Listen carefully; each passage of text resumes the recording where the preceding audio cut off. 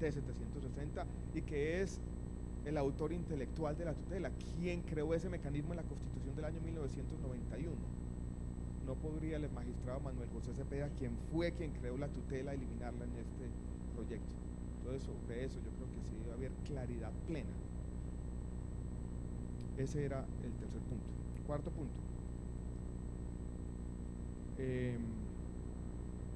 Lo dijo el senador Robledo y también yo creo que lo acotó el senador Avellaneda, y es la necesidad de que estos puntos o estos aspectos sean debatidos por toda la sociedad, debatidos una y otra vez.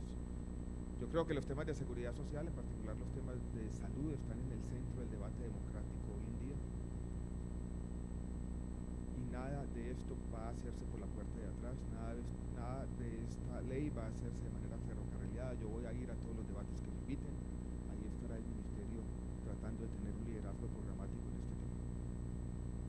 Yo creo que el país aprendió una lección que no debe olvidar, todavía está fresca en la mente de todos, que fue la emergencia social del presidente Uribe, finales del año 2009, comienzo del año 2010, donde se trató por la puerta de atrás de cambiar los aspectos fundamentales de nuestro sistema de salud, y vimos la reacción ciudadana indignada en ese momento. O sea, eso no lo vamos a hacer así, vamos a dar todos los debates que toca, y aquí yo por supuesto estoy en esta audiencia pública dando la cara.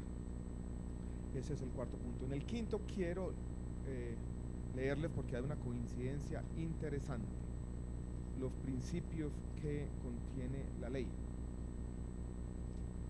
y se van a dar cuenta que un tema sobre el que quiero insistir una y otra vez, que las diferencias que podemos tener con algunos de los senadores o con algunos de ustedes, todas completamente respetables, no son diferencias en los objetivos, senadora Avellaneda. Yo creo que todos estamos protegiendo por lo mismo, por esa garantía del derecho fundamental a la salud.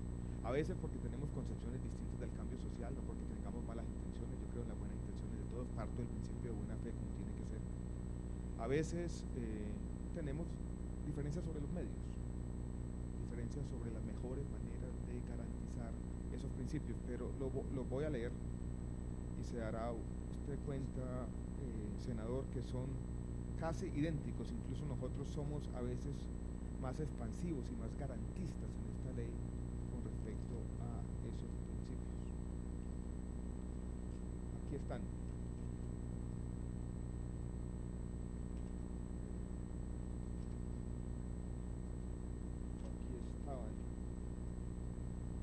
Aquí están. Artículo 9, principios. El primero es la universalidad. Los residentes en Colombia podrán gozar efectivamente el derecho fundamental a la salud en todas las etapas de la vida. Pro homine, que también estaba. Las autoridades y demás actores del sistema de salud adoptarán la interpretación de las normas vigentes que sea más favorable a la protección del derecho fundamental a la salud de las personas, el derecho de equidad, el derecho de solidaridad, de eficiencia, de pluralismo ético y cultural, de la progresividad del derecho. Y hay uno que también es importante, y es el de la sostenibilidad, donde, este era el punto quinto, donde quiero decir algo sobre la sostenibilidad. Y hay un debate que planteó, dijéramos, el senador Avellaneda al final.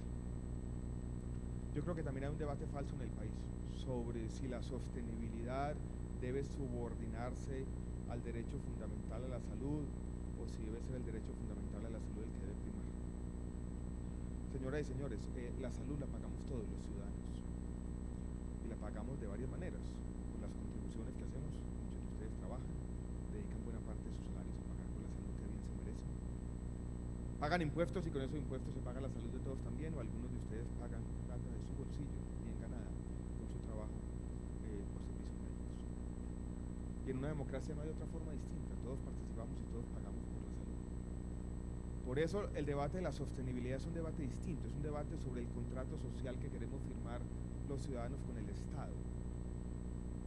Y si ese contrato social contiene una inconsistencia de esta manera, y es que nosotros queremos mucha salud, pero no estamos dispuestos a pagar con ella, simplemente vamos a enfrentar tensiones, y en algún momento las cosas se van a chocar. Por eso yo no creo que una cosa debe subordinarse a la otra, sino que simplemente tenemos que tener consistencia, y tiene que haber claridad claridad. Y a veces en Colombia no hemos tenido claridad. Y la sociedad tiene que dar ese debate, tiene que darlo de manera frentera, y es cuánta salud queremos y cuánto estamos dispuestos a pagar. Y una cosa no puede reñir con la otra. Y ese es el tema de la sostenibilidad, no es otro aspecto distinto a eso. Porque si no, ¿dónde va a salir la plata? O sea, uno puede decir que queremos todo, un acceso inmediato, oportuno. Recuerden que un país como Inglaterra invierte por habitante algo así como 3.000 libras esterlinas al año. Colombia invierte mal contados 1.000.000 de pesos, ya lo dije. Y tiene que haber una coherencia de una cosa con la otra. No nos digamos mentiras. Hay realidades que son de alguna manera insoslayables. Y por eso en estos debates tiene que darse eso con claridad. Y no plantearse que la sostenibilidad es un capricho de unos economistas neoliberales que simplemente están tratando de cercenar los derechos a la gente. No, lo único que pedimos en este debate es consistencia. Porque vuelvo y repito, si como sociedad queremos pagar o queremos una salud sobre la que no estamos dispuestos a pagar, tarde o temprano pagaremos las consecuencias. Entonces, así como este debate sobre lo privado y lo público a veces me parece un debate que nos deja empantanados, una cuestión que no va a resolver los problemas, el debate sobre la sostenibilidad, también tengo problemas al respecto. Hay otro punto, creo que el séptimo, ya me olvidó, no sigamos contando. 6, uy madre, se me van a acabar. 6. Llevemos las cuentas claras, sí, exacto. 6 entonces. Y el 6 tiene que ver con otro de los objetivos que queremos cumplir con esta ley. Y quiero darles aquí algunos datos interesantes. Y es sobre, tenemos que tener, señoras y señores, en una ley estatutaria en salud, formas también de evitar los abusos al sistema. Porque en Colombia se han presentado abusos, y abusos basados, creo yo, en el fondo en una excesiva judicialización de ciertas cosas, y abusos basados en cierto garantismo bien intencionado, pero que a veces carecemos como Estado de los mecanismos para hacerlo cumplir. Le voy a dar algunos datos así rápidamente que presentaba la semana pasada en un foro distinto. Hormonas de crecimiento para los niños, ¿saben cuánto han aumentado en los últimos 4 o 5 años en Colombia? 240%.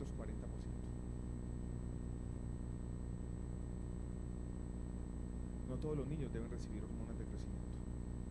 Y yo creo que lo que tenemos aquí de pronto es inducción de demanda por algunos vendedores de medicamentos que están aprovechándose de la generosidad de estos mecanismos de tutela.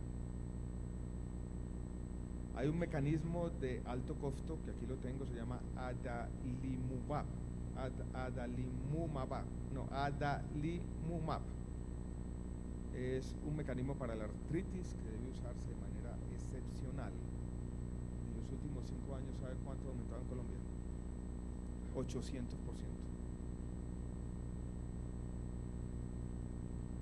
En Colombia el consumo per cápita de este medicamento es entre 4 y 5 veces de un país como Brasil. ¿Qué hay detrás de esto? Mecanismos de tutela que han sido cooptados por intereses de compañías farmacéuticas, para decirlo muy claramente. Y yo diría que una ley estatutaria también nos debe servir para controlar esos abusos. Aquí tengo muchos otros ejemplos. Tutelas que han servido muchas veces para hacer recobros de formas farmacéuticas no aprobadas por el INVIMA, cosa que no debería darse en Colombia y que puede poner en peligro la salud de los pacientes. Tengo una lista grande de medicamentos, si quiero la puedo dejar aquí como una constancia, donde ha habido abusos sistemáticos. Hay otro ejemplo con el que me encontré casualmente hace algunas semanas, un ejemplo que me dijo un oftalmólogo amigo de mi señora. Tiene que ver con un implante auditivo, se llama Baja, fue inventado por un médico sueco. Y al médico sueco le pasaron una lista de dónde se estaba vendiendo este implante auditivo y se encontró con la siguiente curiosidad, que en Colombia se vendía más que en toda Europa, y que en Europa se vendían a 3.000 euros y en Colombia se vendían a 21.000 euros. ¿Qué es eso? Abusos del sistema. Y son abusos que cualquier ley estatutaria tiene que empezar a restringir. Entonces, sin ese tipo de... sin cortapisas, para ese tipo de abusos yo creo que va a ser muy difícil, porque aquí tenemos, si se quiere, un capitalismo rapaz que ha de alguna manera capturado la generosidad de la sociedad colombiana. Y la sociedad también tiene que defenderse contra eso, y una ley estatutaria tiene que contener algún tipo de cortapisas para ese tipo de restricciones. Hay otro debate, punto 7, ¿no? Ustedes llevan la contabilidad. Punto 7. Hay otro debate interesante sobre el... ¿Qué? Hay otro punto interesante, el senador Avellaneda lo dijo, sobre el que podemos darlo, me parece más difícil, es un debate más complejo, y tiene que ver si en el derecho fundamental a la salud debería tenerse en cuenta o no la capacidad de pago de las personas. Yo tengo aquí unos datos que muestran, por ejemplo, cómo los recobros que se hacen al sistema de salud vía tutelas y vía comités técnicos científicos están concentrados más que proporcionalmente en los quintiles, o en el quintil más alto de la población. O sea, quienes han beneficiado sistemáticamente de los recobros es el 20% más rico. ¿Deberían estas personas aportar parte, o si se quiere, algo, vía copago, por ejemplo, estos medicamentos recobrados al sistema o no? Es un debate que vamos a dar. Yo simplemente quiero recordarles la jurisprudencia constitucional al respecto. Y la jurisprudencia yo creo que es clara. El derecho a la salud es un derecho constitucional fundamental, dice la Corte en una de sus sentencias, la 360. Y sigue: los derechos constitucionales no son absolutos, es decir, pueden ser limitados de conformidad con los criterios de razonabilidad y proporcionalidad que ha fijado la jurisprudencia constitucional. Y la misma sentencia T760 dice seguidamente que la capacidad de pago podría tenerse en cuenta a la hora de acceder al derecho fundamental a la salud. Entonces yo creo que ese es un debate que no podemos cerrar.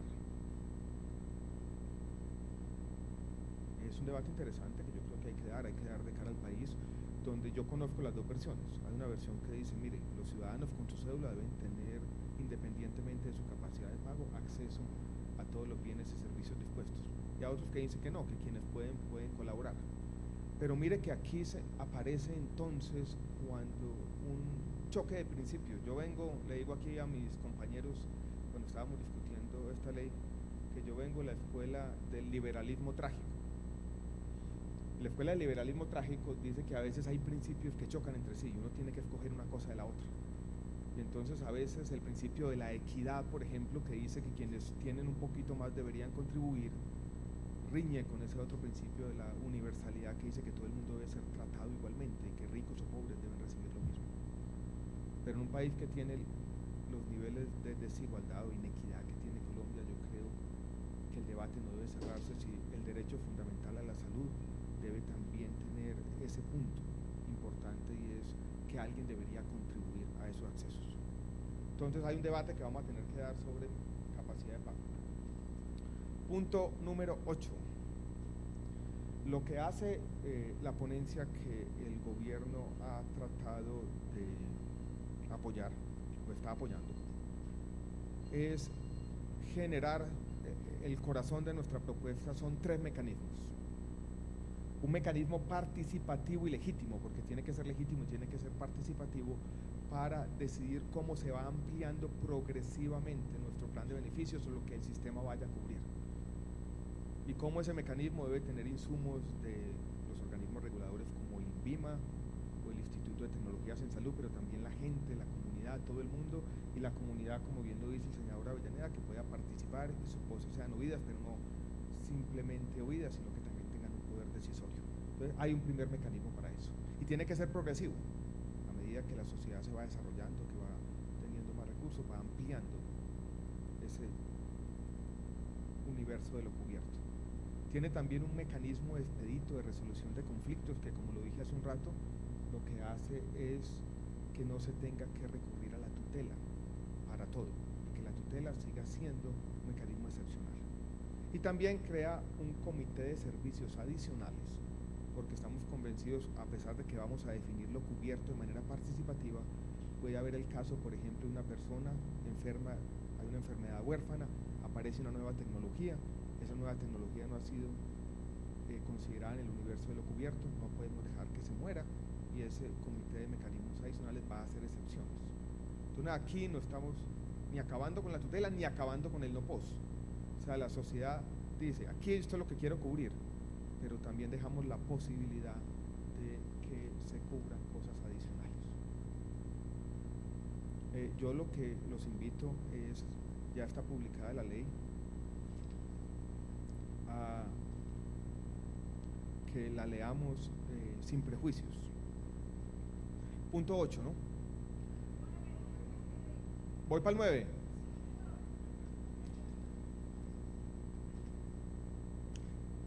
El 9 ya lo dije. Tenía dos puntos que era, uno lo llamaba recursos y otro lo llamaba contrato social. Ya les dije los del contrato social, pero es importante. Ya lo dije, entonces el 9 era contrato social. Pero es importante insistir en ese tema, en el tema de nuestro contrato social.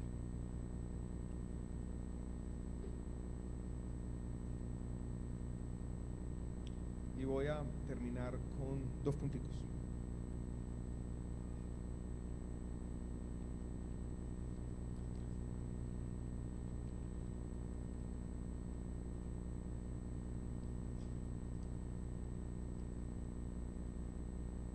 Tiene que ver con el modelo de prestación y con algo que dice aquí. Y lo dijo el senador Avellaneda, y también es un punto interesante. Mire que él habló de agua, habló de alimentación, habló de todos esos determinantes sociales de la salud. Nosotros decimos lo siguiente en la ley como uno de los puntos primordiales. El derecho a la salud es más amplio que el acceso a los servicios de curación. El Estado debe impulsar políticas de prevención y promoción de salud, y está todo el universo de los determinantes socioeconómicos de la salud. Y eso para decirles lo siguiente: los resultados en salud de la población no dependen solamente de lo que vamos a hacer en esta ley estatutaria, de lo que vamos a hacer en la ley ordinaria. Dependen de otras cosas. Hay unos determinantes sociales que explican mucho más de los resultados en salud. Por eso, señoras y señores, lo que tenemos entre manos no es solamente la reforma en salud. Colombia tiene hacia adelante en este siglo XXI, que apenas comienza con muchas dificultades. Este país ha vivido en medio de las dificultades por 200 años unos grandes retos de desarrollo. Y esos retos de desarrollo en el fondo no se han podido resolver, no por problemas técnicos, sino muchas veces tienen unas causas fundamentales más complicadas que son políticas. Y yo creo que, secretario Jaramillo, cuando nosotros analizamos el sistema de salud, a veces yo creo que cometemos un error, y es que le asignamos todas las fallas de la sociedad y el Estado colombiano a nuestro sistema de salud. Y lo que pasa es que muchas veces las fallas de nuestro sistema de salud reflejan las fallas de nuestro Estado y nuestra sociedad. El sistema de salud no funciona muchas veces bien porque no hemos podido tener una descentralización eficaz que funcione bien. El sistema de salud no funciona muchas veces bien porque no podemos tener un sistema de justicia que funcione bien. Mire lo que está pasando, doctora Elisa, con algunas de las EPS del régimen subsidiado que deberían haber sido liquidadas hace muchos años, pero que por tutelas corruptas no han podido hacerse. Y eso refleja, son problemas no de la salud, problemas de nuestros sistemas de justicia. Entonces yo creo que también tenemos que ser como sociedad capaces de distinguir que aquí tenemos también un reto de desarrollo y que debemos avanzar, y esta es una pieza, pero es una pieza, dijéramos, de un todo más grande, y que no podemos tampoco, ni en la ley estatutaria ni en la ley ordinaria, resolver todos los problemas del país. Estos eran un poco los 10 puntos que quería compartir con ustedes. Seguimos abiertos al diálogo. Este es un tema complejo, seguramente tenemos errores y muchas cosas que corregir, y seguiremos discutiendo. Señora señoras y señores, este debate apenas comienza. Lo que sí estoy seguro es que va a ser un debate interesante y espero que en un año, por allá en diciembre del año entrante, donde estaremos celebrando, lamentando, dirán algunos, los 20 años de la Ley 100 del año 93, podamos entre todos traer las buenas noticias que hicimos la tarea y hemos corregido algunos de los aspectos más problemáticos de nuestro sistema de salud. Muchas gracias a todos por la atención.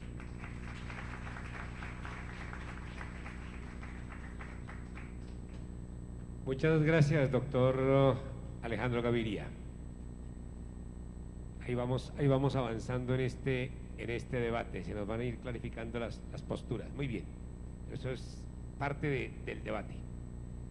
Ojalá que este debate sea capaz de asumirlo el gobierno, el Congreso, de cara a la sociedad, y hacer un diálogo democrático, un diálogo de razonabilidad, donde impongamos la razón y donde en últimas impongamos el interés público sobre los intereses privados, que es lo que nos manda la Constitución Nacional.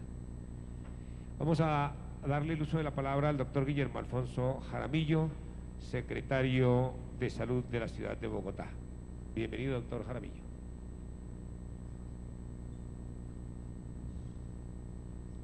Bueno,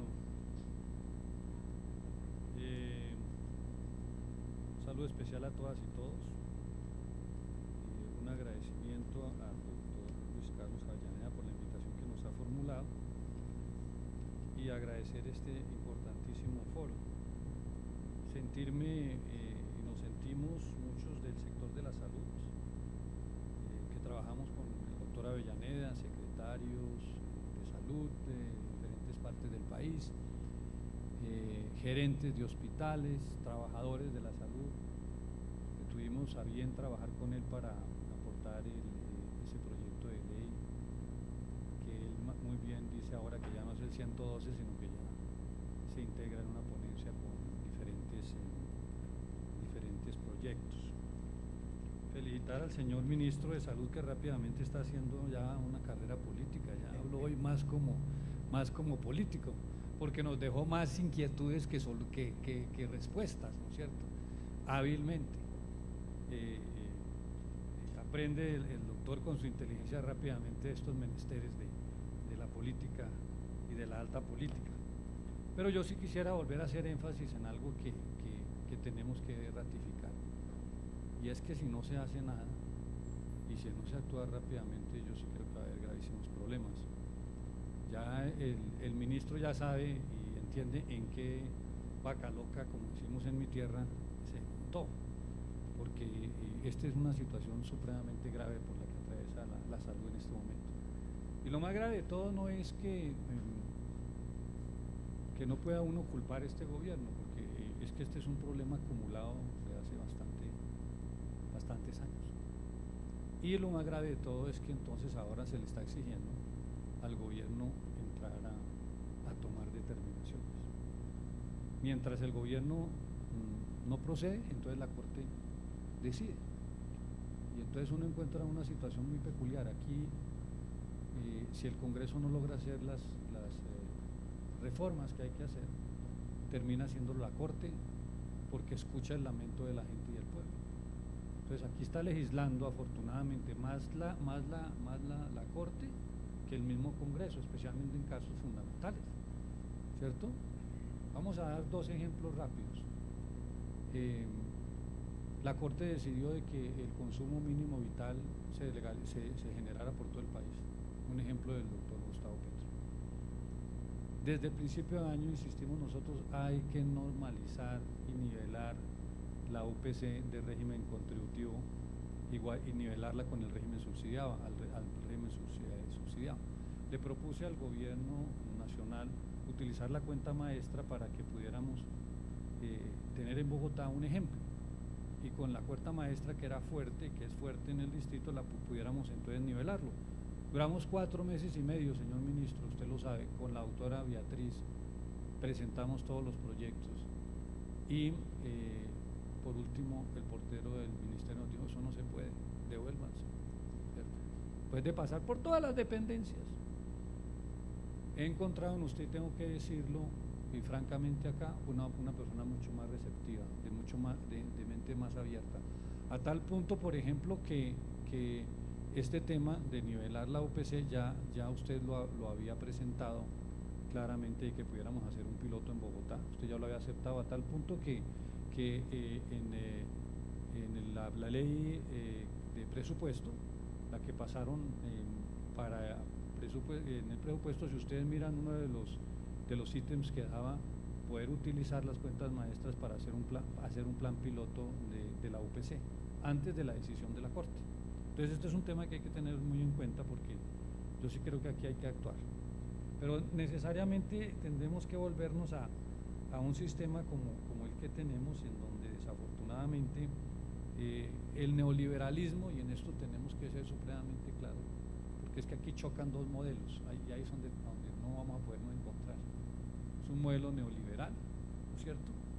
Y algo que hemos querido que se desarrolle, que es el Estado Social de Derecho. Ahí están las dos pugnas, entre unos que quieren otra cosa y nosotros que queremos que el Estado Social de Derecho se pueda dar a plenitud. Entonces esta pugna que ha llevado a que al Estado ya se haya disminuido a la mínima expresión. Todo ha sido liquidado. Aquí se liquidó en todo el sector agropecuario, se liquidó el INCORA, el IDEMA, el INDERENA, el ICA, se privatizaron los servicios públicos, las aguas. Esta es una pugna que hay ahora.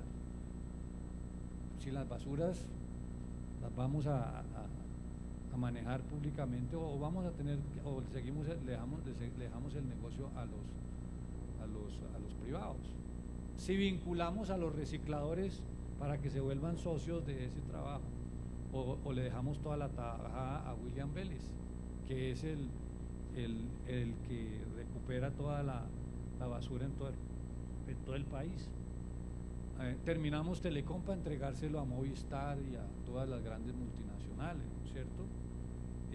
Los puertos, arruinamos la industria por permitir que entonces la industria extranjera nos colonice y haga el negocio. El Estado entonces perdió la función social, y en el sector de la salud el Estado se debilitó y no cumple su función social, a tal punto que dejó en manos de las EPS la Rectoría de la Salud, y el modelo se suscribió exclusivamente a ser un modelo curativo, y por supuesto se han ido recortando los derechos a los trabajadores, y la salud se convirtió en una mercancía.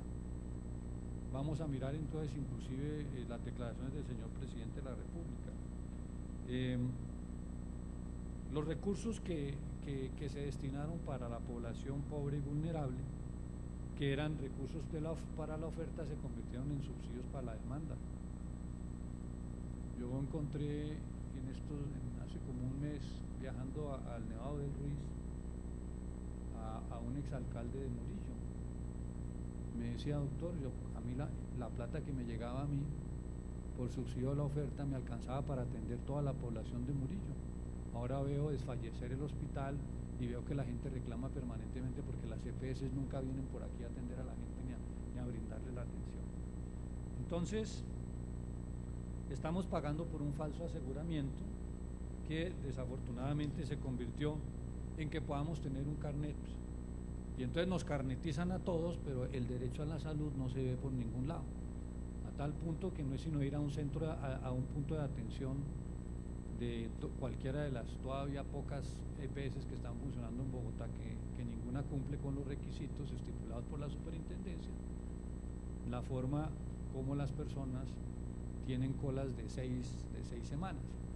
Me senté ayer con el socio minoritario de Capital Salud y le dije: tenemos que poner centros de atención. Digo, pues nosotros no estamos dispuestos a eso, porque es que estamos perdiendo plata. ¿Cuándo? Entonces, usted no es sino que haga una visita a cualquiera de los PAOs, los puntos de atención al usuario de cualquiera de estas EPS, doctor Gaviria, y va a encontrar usted a gente desde las 3 de la mañana bregando a hacer bregar a hacer turno para una autorización en la noche, con el frío, en la mañana con la lluvia o con el sol, esperando a que le puedan dar una autorización. Entonces, fue lo que hicieron con la... Y eso es una programación. Yo lo puedo decir históricamente, y aquí hay algunos que hemos luchado históricamente sobre ese tema. El doctor Juan Londoño, muy reconocido aquí por el neoliberalismo, fue el primero que consideró que los hospitales públicos había que venderlos.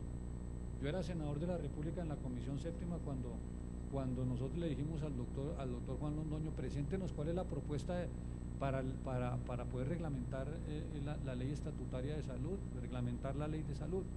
Y la primera propuesta en borrador que nos presentó él era la total liquidación y venta de todos los hospitales y puestos de salud del país. Esa fue la propuesta de él. Y eso es lo que se ha venido proponiendo.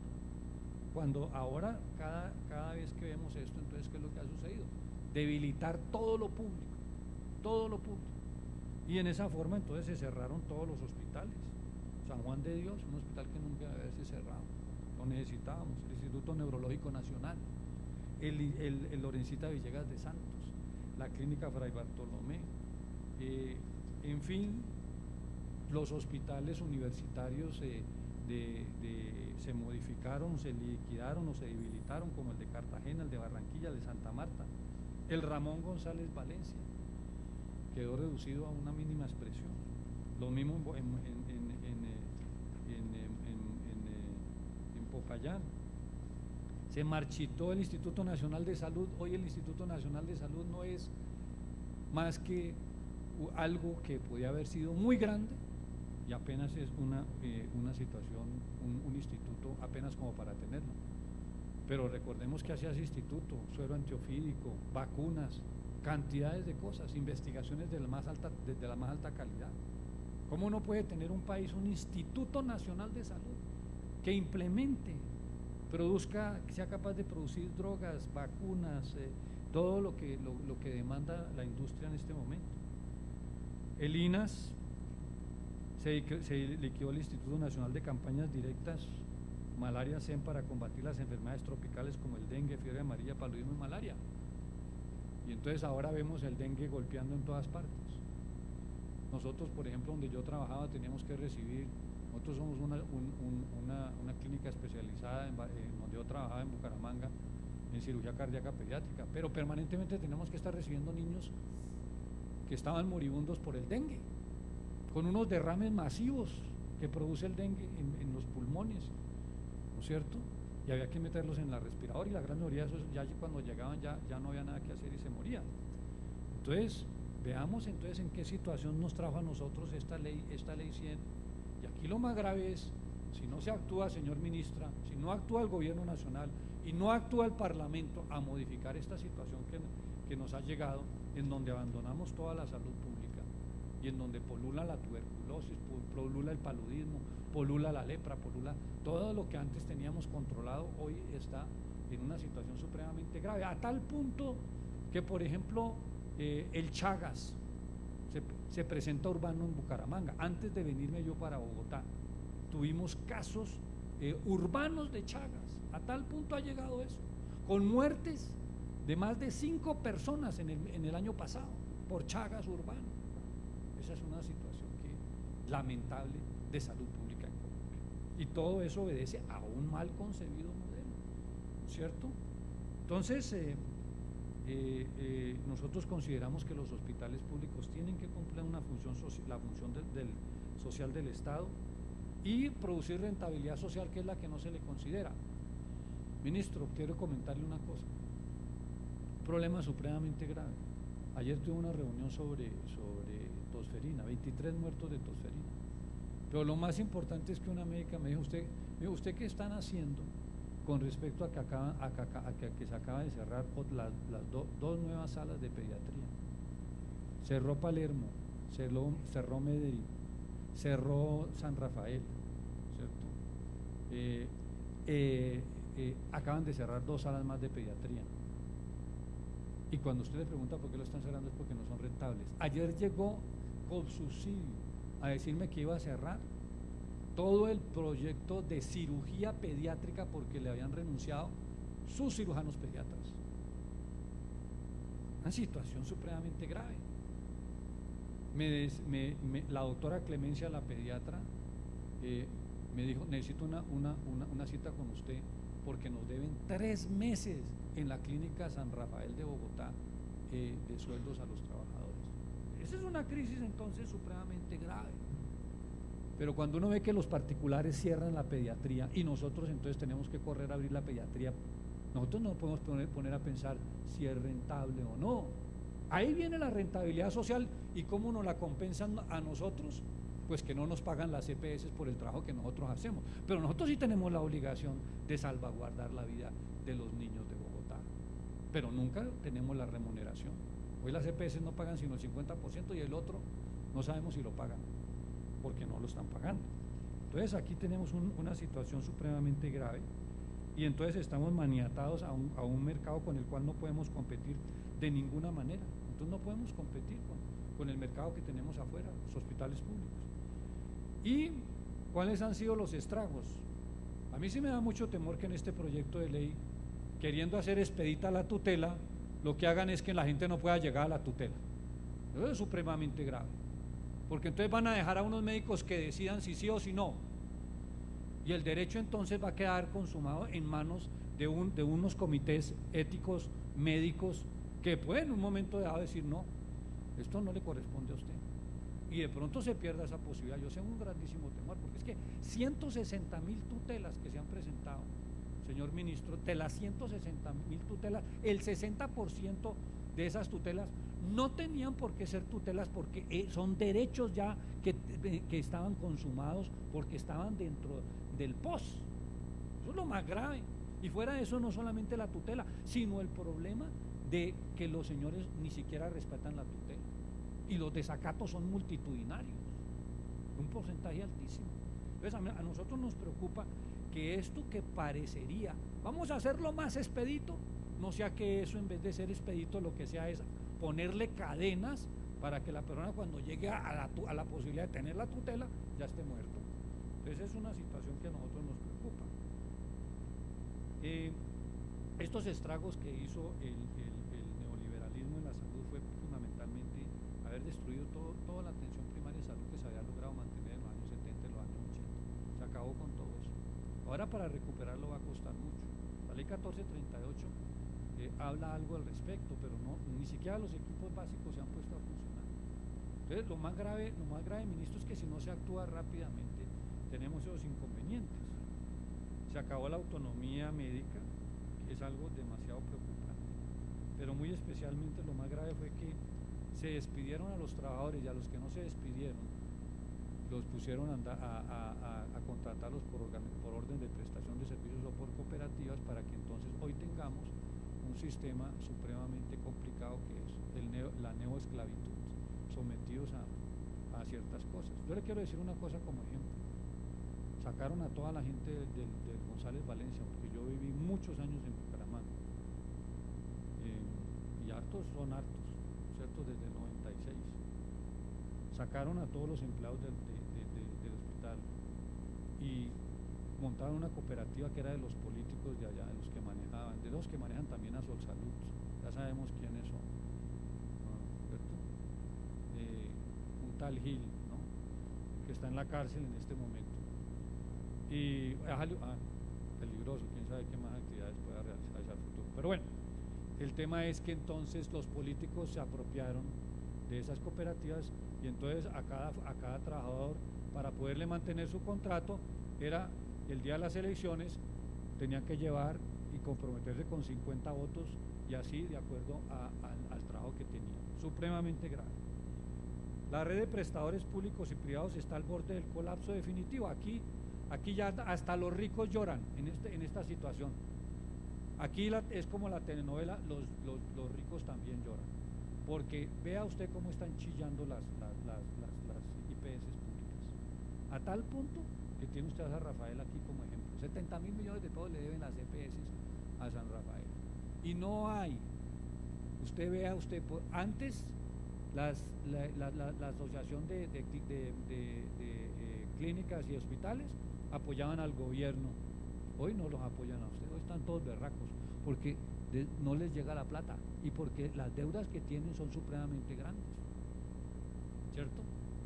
Y en el sistema subsidiado, pues las EPS todas ahorita están en una situación bastante compleja. Entonces las EPS se declaran en insolvencia y no responden y nos dejan a nosotros en una situación complicada. Ya se retiraron 3 EPS de Bogotá y nos dejaron una deuda inmensamente grande. Entonces, yo creo que el tema es bastante grave. Y hasta ahora eso no había afectado de manera grande a Bogotá. Hoy sí tenemos un problema grave en Bogotá. Y el problema grave en Bogotá es que la situación ha generado un déficit tan grande que ya tenemos 400.000 millones de pesos es el déficit de los hospitales de Bogotá, ¿cierto? Entonces es una crisis que no se veía con mucha claridad, pero que hoy está claramente referenciada aquí. Y por supuesto, el riesgo de continuar así es muy grande. Si nosotros continuamos de esa manera, yo se lo explicaba al Consejo Distrital de Bogotá, si esta situación sigue, van a tener que prepararse ustedes, honorables concejales, a conseguirnos más recursos el año entrante para poder continuar subsidiando los hospitales en Bogotá, unas carteras inmensamente grandes de las EPS y por supuesto una situación de debilidad muy grande de las EPS distritales. Y unas EPS de 8 que teníamos en Bogotá ya no tenemos sino 5, y vuelvo y repito, está Sol Salud, esa está intervenida, no cumple. Unicajas, que cumplía sus funciones, está en vigilancia especial. Las 3 que supuestamente están, Humana Vivir, que ha usado todos los recursos legales y de todo tipo para escabullirse de que esté liquidada, hubo necesidad de pasarle unos afiliados, como reza la ley, porque se volvió a habilitar, porque no se hizo el debido proceso por parte de la superintendencia. Ahí dice uno, ¿fue que lo hicieron adrede para que pudiera quitarse el cabezal? ¿O en verdad han sido ellos tan hábiles que todavía pueden seguir haciéndole trampa a la ley? Nadie quiere estar en Humana Vivir. Todos los usuarios quieren retirarse.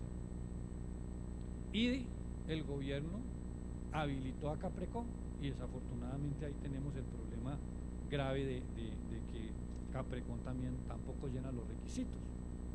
Y Capital Salud, en donde tenemos el 51%, tampoco llena los requisitos de ley. Estuve ayer con el socio minoritario, como le dije, señor ministro, y ya debemos 19.000 millones de pesos. Tenemos un déficit de 19 millones de pesos de un capital de 24.000 millones de pesos.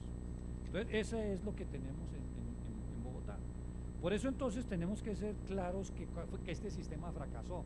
Lo copiamos de Chile. Nosotros tuvimos aquí la oportunidad de traer a los mismos chilenos para decir que ya este tipo de aseguramiento, este tipo de actividad en la medicina y este tipo de modelo no representa sino el 17% en el mismo Chile, y además ha tenido que asumir la responsabilidad directamente el Estado. Entonces, yo quisiera, para terminar, para no ir complicando mucho, porque estoy totalmente de acuerdo con los puntos que acaba de mencionar el doctor Avellaneda, y no voy a entrar en debate con el señor ministro al respecto, porque creo que nos toca a él y a mí bregar a ver cómo solucionamos los graves problemas de Bogotá. Pero sí decirles una cosa, mira, 8 ministros de Estado suscribieron una carta en junio del 2012 y dicen claramente para los ministros que vieron, dice: respetuosa carta, resulta inevitable pronunciarse sobre la deplorable situación del sistema general de salud que a nuestro criterio afronta una crisis estructural y se convierte en una obligación moral, ética, personal y colectiva ofrecer nuestro concurso para cambiar el rumbo de un sistema que hoy no cumple con el objeto de garantizar el derecho a la salud para todos, ¿cierto? Creemos indispensable que la ética del juramento hipocrático vuelva a ser la esencia de su funcionamiento, por lo cual se hace necesario su reforma estructural de fondo del actual sistema que no aguanta más remedios. O sea, lo que quiero hacer énfasis acá es que ante una situación como esta hay que entrar y hay que hacer cambios radicales, estructurales en este caso. El señor presidente de la República, el 12 de junio del 2012, 12 de junio del 2012, la salud no puede ser un negocio, la salud es un servicio social y es un derecho que tienen los colombianos, y con ese principio hay que actuar y hay que encontrar esas soluciones. O sea, nosotros lo único que queremos es que entonces estas palabras, por eso el ánimo de lucro no puede estar acá. Así algunos, a través, como lo dice usted, de empresas sin ánimo de lucro, fundaciones sin ánimo de lucro, evadan esa posibilidad. Si lo hacen así, ¿cómo será cuando digamos que pueden hacer lo que quieren? La Corte Constitucional, la Procuraduría General, en el informe dice, la Corte Constitucional debe declarar todo el sistema de salud estado de cosa inconstitucional porque le interesa más la rentabilidad económica que la defensa de los derechos humanos. En la Contraloría de la República se demuestra la vulnerabilidad del sistema a cualquiera que quiera montar una lógica de defraudación. El Estado colombiano lleva la peor parte en esta crisis porque no tiene cómo hacer control. Más del 50% de los recursos de la salud se desvía de manera indebida al lucro privado. La Corte Constitucional, el sistema pareciera colapsar en detrimento de los derechos fundamentales de quienes habitamos en este Estado. Ello hace imperioso que el país aborde decididamente el rediseño de la estructura y el cambio de procedimientos tendientes a salvaguardar el derecho a la salud como mecanismos que permitirán tener una esperanza ante el complejo panorama mencionado. Corte Constitucional, ¿cierto? Y otras voces en el mismo sentido se han pronunciado los secretarios de salud, los gerentes de los hospitales, en los recientes encuentros de alcaldes de las ciudades capitales, los departamentos, los gremios de la salud, las centrales obreras, las comunidades, la academia y la defensoría del pueblo. O sea, aquí lo que hay que entender cuando doctor Gaviria, yo sé que usted estuvo en Cali, cuando nosotros también estuvimos al mismo día que usted estuvo en Cali, nosotros estábamos en otro foro con secretarios, pero le quiero decir, entonces unas idas allí y otras idas allá, y entonces las mesas aquí, las mesas allá, pero a la hora de la verdad, no nos digamos mentiras, termina es lo que decía el Congreso, y entonces no se escucha verdaderamente las voces.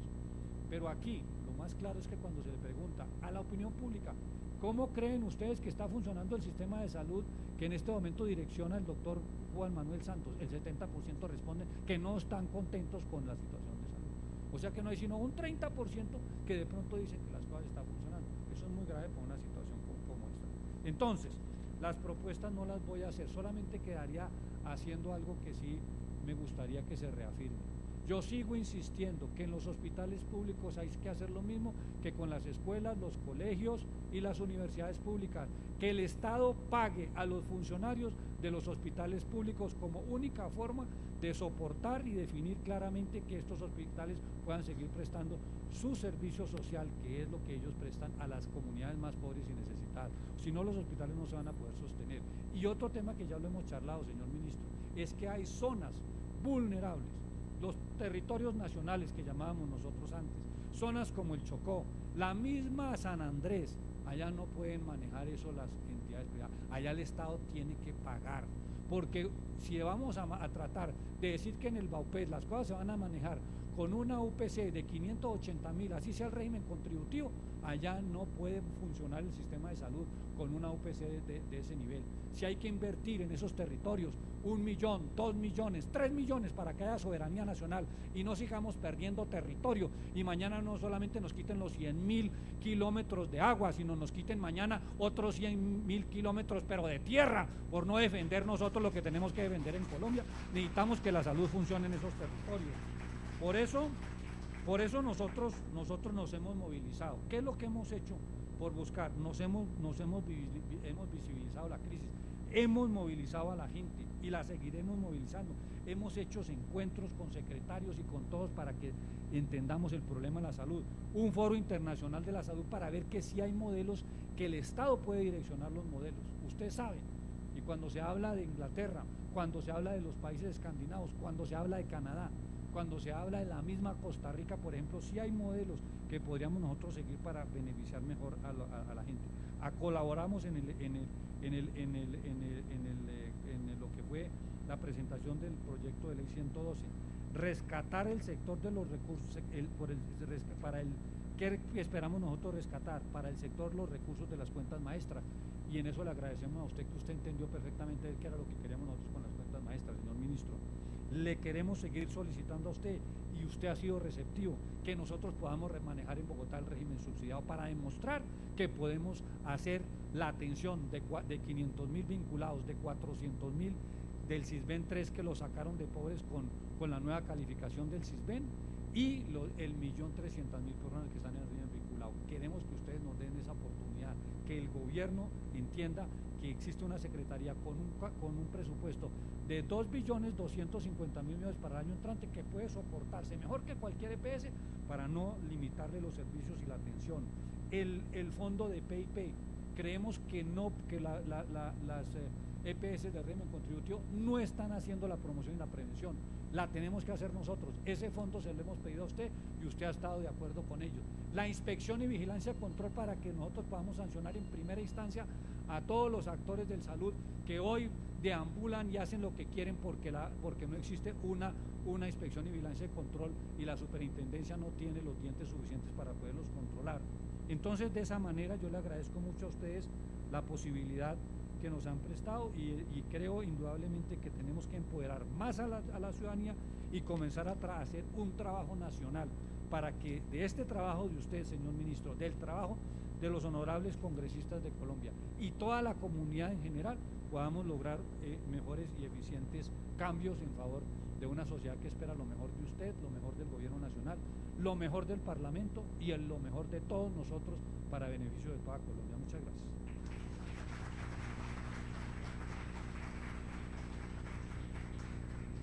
Gracias, doctor Guillermo Alfonso, muy amable. Vamos muy apurados con el tiempo, entonces nos toca desde aquí ser muy económicos en el uso de la palabra. Doctora Elisa Torrenegra, de Gestar Salud, tiene el uso de la palabra.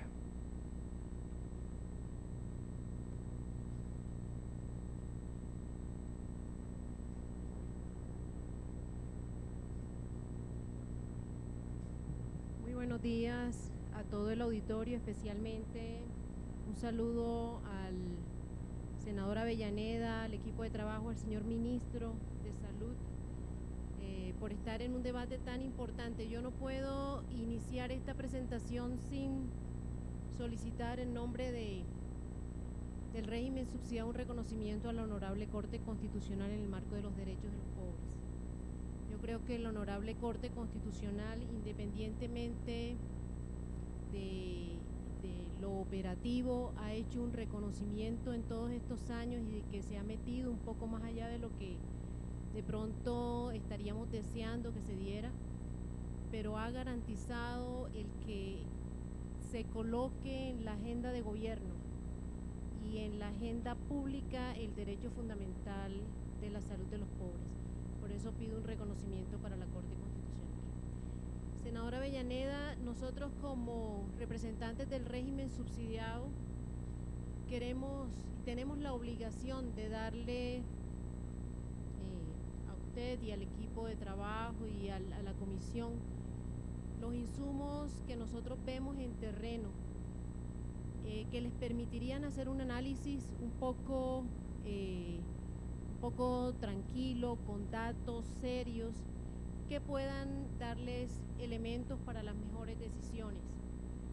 En el marco de los derechos, en el mundo se ha venido avanzando de una manera enorme y realmente no podemos ya permitir en todas las sociedades del mundo el que todavía estén dándose situaciones que ya otros han declarado como imposibles, como son la esclavitud, el maltrato a la mujer, la desnutrición de los niños. Esos son derechos que se fueron ganando con el tiempo. Y en el marco de ese contexto, cuando una población gana un derecho y se le acepta ese derecho, todos lo quieren. Y cuando se gana ese derecho por todos, se quiere más. Y eso es lo que está pasando en Colombia.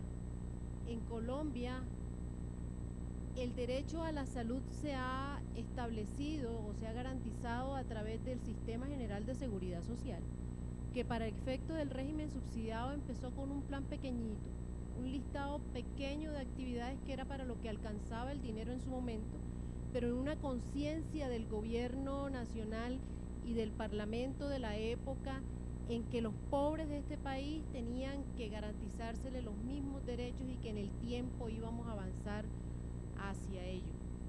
En ese contexto ya en nuestro país ya no solamente hay las inconformidades porque el pobre no recibe, sino porque aquello que ya logró el contributivo, las personas que trabajamos, podamos tener los servicios, medicamentos o intervenciones que no son solamente las que están en un plan de beneficios, sino los que están por fuera de él.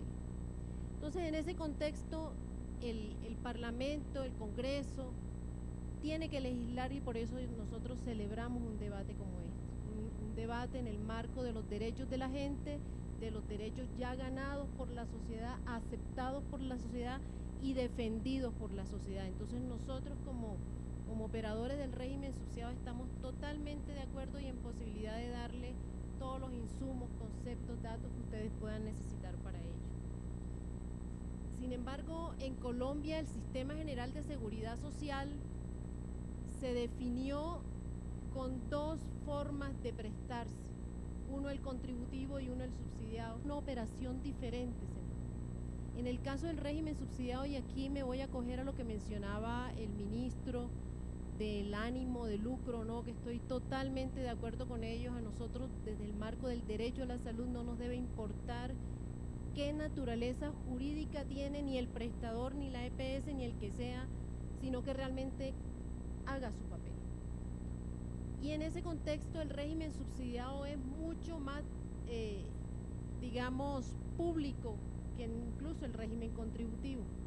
En la cobertura del régimen subsidiado solamente el 22% de los afiliados está inscrito o afiliado, perdón la redundancia, en una EPS con ánimo de lucro. Todos los demás son garantizados a través de EPS sin ánimo de lucro. Eso lo que tiene que clarificar es que aquí no vamos a depender de una naturaleza jurídica y en eso reitero la anuencia del ministro. No podemos estar discutiendo por un ánimo de lucro cuando a nosotros, por ejemplo, los hospitales públicos, que son públicos, que tienen la obligación de garantizarnos el 60% de nuestras atenciones a los afiliados, tienen problemas. Y tienen problemas que igual puede tener una institución privada. Y en el marco del derecho no debiéramos estar obligados a tener que contratar los servicios con A o con B, porque es público, porque es privado. A nosotros nos debe darse la garantía de la atención a través de un sistema de prestación de servicios con un régimen de auditoría, de revisoría, de análisis de la calidad de la prestación del servicio que no debe importar en la naturaleza jurídica de quien lo haga. Entonces, senadora Avellaneda, en el proyecto de ley que usted inicialmente pasaba, creo que era el 048, que ya aclaraba en su presentación que está incluido en la ponencia, los principios y el objetivo no difieren de lo que está en la otra ponencia ya conjunta, y pienso que eso fue una de las razones por las cuales se unieron en ella. Pero hay unos aspectos dentro de su planteamiento, o dentro de sus planteamientos, que yo sí quisiera retroalimentar porque siento que es mi obligación. Ustedes dentro del proyecto de ley mencionaban la posibilidad de prestar o de garantizar los servicios en un nuevo esquema de operación, el cual incluía una definición de unos territorios y que fueran los territorios de salud en los que se operara tanto el dinero, se garantizaran las prestaciones y todo lo demás. Como decía el ministro, llevamos 20 años con la ley 100 y yo quiero aquí salirme de toda situación emocional, aprensiva. No, vamos a analizar la cosa tranquila. Para garantizar el acceso a los servicios se necesita que la persona haya sido clasificada en un SISBEN como sujeto de un subsidio. ¿Qué pasó en todo este tiempo donde los territorios tuvieron la responsabilidad de hacer las priorizaciones de la gente? Tuvimos mucha gente metida en el régimen subsidiado, gente que no necesitaba el servicio. desplazando las necesidades y los derechos de las personas realmente pobres. ¿Y quiénes tenían esa responsabilidad? Los entes territoriales.